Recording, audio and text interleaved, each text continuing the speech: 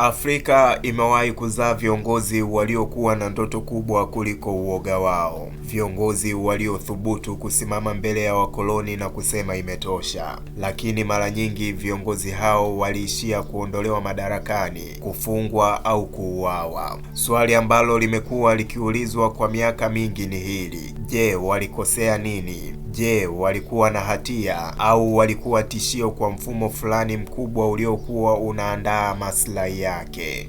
Leo tunaanza kwa kumchambua moja ya viongozi mashuhuri kabisa barani Afrika, naye ni Patrice Lumumba, waziri mkuu wa kwanza wa taifa huru la Jamhuri ya Kidemokrasia ya Kongo. Kwa lugha ya Kimombo tunasema Democratic Republic of Congo ama Congo DRC.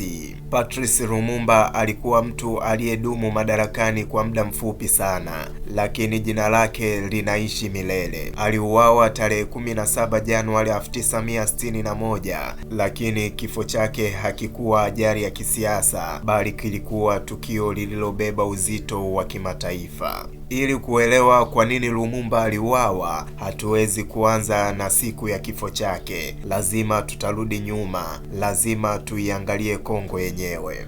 Kongo ni moja ya nchi zenye utajiri mkubwa wa rasilimali duniani. Ina madini ya shaba, dhahabu, almasi, kobati na uranium. Leo dunia inazungumza sana kuhusu kobati kwa sababu ni muhimu katika betri za simu na magari ya umeme. Lakini hata miaka ya 1950 na 1960 madini ya Kongo yalikuwa na thamani kubwa sana. Tatizo ni kwamba utajiri huu haukuwa mikononi mwa wananchi wa Kongo.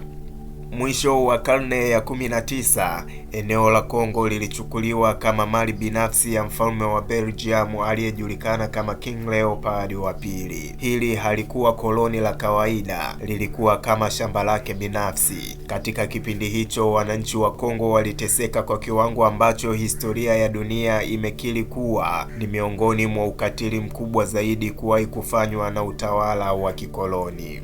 Wananchi walilazimishwa kukusanya mpira, ambayo kwa lugha ya kigeni tunaita raba, na kufanya kazi migodini kwa nguvu. Waliokosa kiwango walichotakiwa kuleta waliadhibiwa vibaya. Wengine walikatwa mikono, huku wengine wakiuawa. Inakadiriwa kuwa mamilioni ya watu walipoteza maisha katika kipindi hicho. Na baadaye, kutokana na shinikizo la kimataifa, serikali ya Ubelgiji ilichukua rasmi usimamizi wa Kongo kutoka kwa mfalme. Lakini hata chini ya serikali ya Ubelgiji, mfumo haukubadilika sana. Kongo iliendelea kuwa chanzo cha malighafi kwa Ulaya. Miundombinu ilijengwa si kwa ajili ya kuinua maisha ya Wakongo, bali kwa ajili ya kurahisisha usafirishaji wa madini kwenda Ulaya. Na tutambue hili, elimu kwa Waafrika ilikuwa ndogo sana. Nafasi za juu za serikali zilishikiliwa na wazungu. Kufikia mwishoni mwa miaka ya 1950, kulikuwa na idadi ndogo sana ya Wakongo waliokuwa wamepata elimu ya juu na uzoefu wa kuongoza nchi. Huu ulikuwa ni sehemu ya mkakati wa kikoloni, yaani kwamba kama wakiondoka wataliacha taifa ambalo haliwezi kujitegemea kiutawala. Lakini upepo wa mabadiliko ulikuwa umeanza kuvuma barani Afrika. Nchi kama Ghana ilikuwa tayari imeshapata uhuru. Pia harakati za kudai uhuru zilianza kushika kasi Kongo. Vyama vya kisiasa vilianzishwa, mikutano ya kisiasa ilianza kufanyika, na watu walianza kuzungumza waziwazi kuhusu heshima, utu na haki ya kujitawala. Ndani ya mazingira kama hayo ndipo jina la Patrice Lumumba lilipoanza kujitokeza. Lumumba hakuzaliwa kwenye familia ya kitajiri, wala hakuwa mwanajeshi, wala hakuwa mfalme, bali alikuwa mfanyakazi wa kawaida aliyepata elimu ya msingi na baadaye kujifunza mambo mengi kwa kujisomea mwenyewe. Alikuwa na kipaji cha kuzungumza na ushawishi kwa watu. Alikuwa na uwezo wa kueleza maumivu ya wananchi kwa lugha rahisi ambayo kila mtu angeielewa. Aliona wazi kuwa tatizo la Kongo halikuwa tu ukoloni wa moja kwa moja, bali ulikuwa ni mfumo mzima uliokuwa umejengwa juu ya unyonyaji wa rasilimali za taifa bila kuwanufaisha wananchi wake. Alitaka Kongo liwe taifa moja lililoungana, lisilogawanywa kwa misingi ya kikabila au kikanda. Pia alitaka rasilimali za Kongo ziwanufaishe wa Kongo kwanza, ndipo zikawanufaishe wengine. Wakati Kongo ilipoelekea kupata uhuru mwaka 1960, hali ya kisiasa ilikuwa ya wasiwasi. Ubelgiji ilikubali kutoa uhuru kwa haraka sana bila maandalizi ya kutosha. Wapo walioamini kuwa ilifanya hivyo kimakusudi ili kuacha taifa likiwa dhaifu, ambapo baadaye watapata urahisi wa kulidhibiti. Na mnamo tarehe 30 Juni mwaka 1960, Kongo ilipata uhuru wake rasmi. Patrice Lumumba akawa waziri mkuu wa kwanza wa taifa hilo jipya, lakini ulikuwa uhuru wa karatasi, haukumaanisha uhuru wa kweli. Ndani ya siku chache tu baada ya uhuru, jeshi liliasi. Baadhi ya maeneo yakaanza kutangaza kujitenga, na nchi za nje zikaanza kuingilia kati kwa njia ya wazi na ya kificho. Na hapo ndipo hadithi ya kawaida ya uhuru iligeuka kuwa mapambano ya madaraka, maslahi ya kimataifa na vita vya kiitikadi vilivyokuwa vikigubika dunia katika kipindi cha vita baridi. Na katika mapambano hayo, Patrice Lumumba alijikuta katikati ya upepo mkali sana, upepo ambao hatimaye ulimwangusha. Patrice Lumumba alikuwa kiongozi wa kizazi kipya cha Waafrika waliokataa kuishi chini ya kivuli cha ukoloni. Hakuwa mwanasiasa wa kurithi madaraka, bali alijijenga mwenyewe. Alifanya kazi kama karani na mfanyakazi wa posta, akajifunza kwa bidii, akawa mwandishi wa makala na baadaye akawa mwanaharakati wa siasa. Tofauti na wanasiasa wengine wa wakati huo waliokuwa wakiegemea zaidi kwenye makabila au maeneo yao, Lumumba aliamini katika umoja wa taifa zima. Lumumba alikuwa na aina ya uongozi wa kuzungumza moja kwa moja na wananchi. Hakuwa na lugha ngumu, alizungumza kwa uwazi, kwa msimamo na kwa hisia. Watu wa kawaida walimuelewa, vijana walimuona kama sauti yao. Alianzisha chama kilichoitwa Mouvement National Congolais, ambacho kilikuwa na lengo la kuunganisha taifa lote badala ya kuunda chama cha kikabila. Hii ilikuwa tofauti kubwa na vyama vingine vilivyokuwa vinaegemea kwenye ukabila au maslahi ya eneo fulani. Lumumba hakuwa mfuasi wa wazi wa upande wa magharibi wala mashariki, lakini alisisitiza mambo matatu makubwa: moja, uhuru wa kweli wa kisiasa; mbili, udhibiti wa rasilimali za taifa; na tatu, umoja wa kitaifa. Katika kipindi hicho dunia ilikuwa imegawanyika katika kambi kuu mbili: upande wa Marekani na washirika wake na upande wa Russia na washiriki wake. Mataifa mengi mapya ya Afrika yalilazimika kuchagua upande. Lumumba alitaka Kongo ibaki huru kufanya maamuzi yake, lakini alisisitiza kuwa rasilimali za Kongo lazima ziwe kwa manufaa ya wananchi wake na si makampuni ya kigeni. Hapo ndipo mataifa makubwa yakaanza kumuona kama kiongozi ambaye angeweza kubadilisha mizani ya nguvu katika eneo hilo. Dira yake kwa Kongo. Lumumba alitoa Kongo iliyo na serikali imara ya kitaifa. Lumumba pia alitengeneza jeshi lililolinda taifa na si rasilimali ya watu wachache. Alitengeneza uchumi uliotumia madini yake kwa maendeleo ya wananchi, na pia alitengeneza elimu kwa vijana ili kujenga kizazi kipya cha viongozi. Aliona wazi kuwa kama Kongo ingeruhusu maeneo yake tajiri kujitenga au kurudi chini ya ushawishi wa mataifa ya nje, basi uhuru ungekuwa jina tu na si maana halisi. Kwa kifupi, Lumumba hakutaka uhuru wa bendera pekee, bali alitaka uhuru wa maamuzi na uhuru wa kiuchumi, na hapo ndipo mgongano ulipoanza kukua. Tarehe 30 Juni mwaka 1960, siku ya sherehe za uhuru wa Kongo, kulikuwa na hafla rasmi mbele ya viongozi wa Belgium. Mfalme wa Ubelgiji alitoa hotuba akijisifu kwa kile alichokiita kazi ya ustaarabu walioifanya Kongo. Lakini Lumumba kama waziri mkuu mpya alipewa nafasi ya kuzungumza. Hotuba yake haikuwa ya shukrani kwa wakoloni wala haikuwa ya kupendezesha maneno, bali ilikuwa hotuba ya kukumbusha ukweli.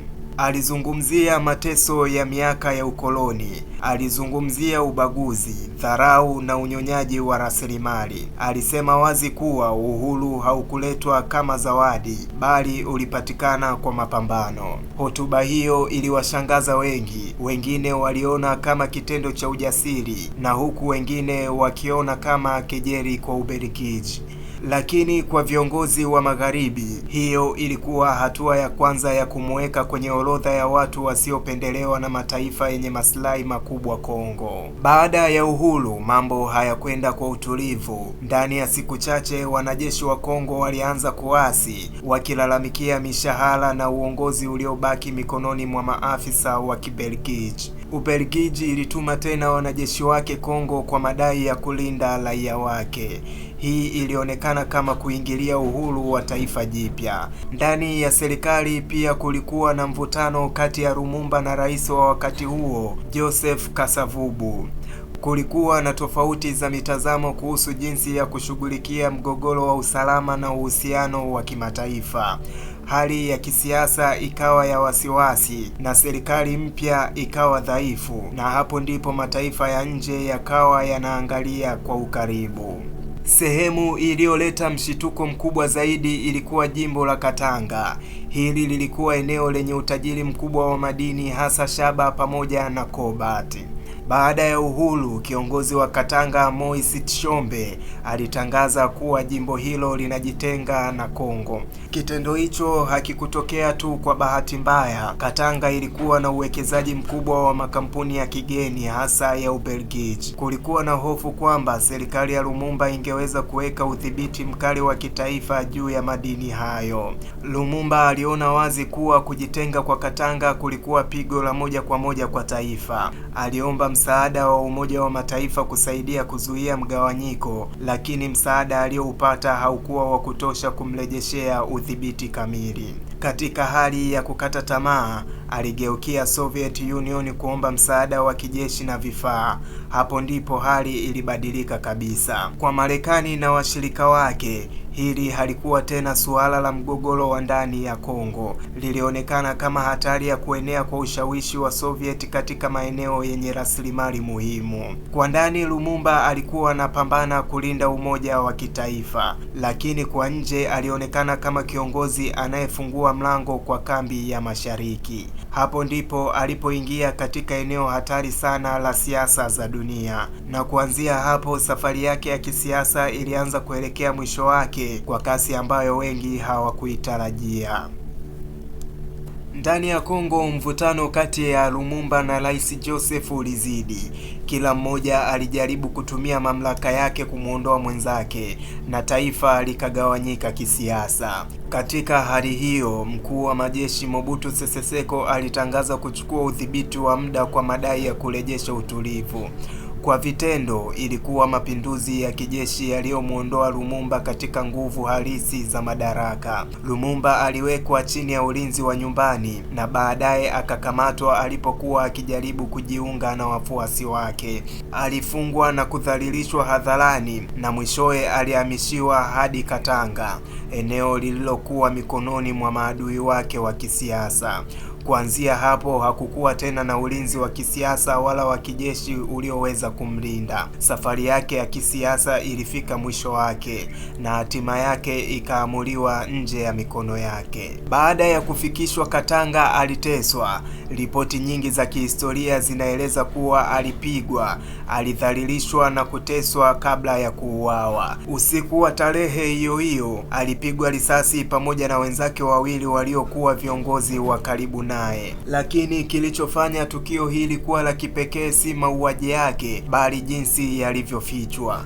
Mwili wake haukuzikwa kwa heshima, bali ulifichwa na baadaye ulifukuliwa na kuharibiwa kwa tindikali ili usiwe ushahidi. Miaka mingi baadaye, baadhi ya maafisa wa Ubelgiji walikiri kuhusika katika kuficha mwili wake. Serikali ya Ubelgiji ilikuja kuonyesha majuto kwa jukumu lake katika tukio hilo. Hii haikuwa hasira ya wanajeshi waliopoteza subira, wala haikuwa tukio la ghafla, bali ilikuwa operation iliyopangwa, iliyoratibiwa na iliyolenga kuhakikisha kwamba Lumumba hatokuwepo tena kimwili wala kisiasa. Baada ya kifo chake, hali haikutulia.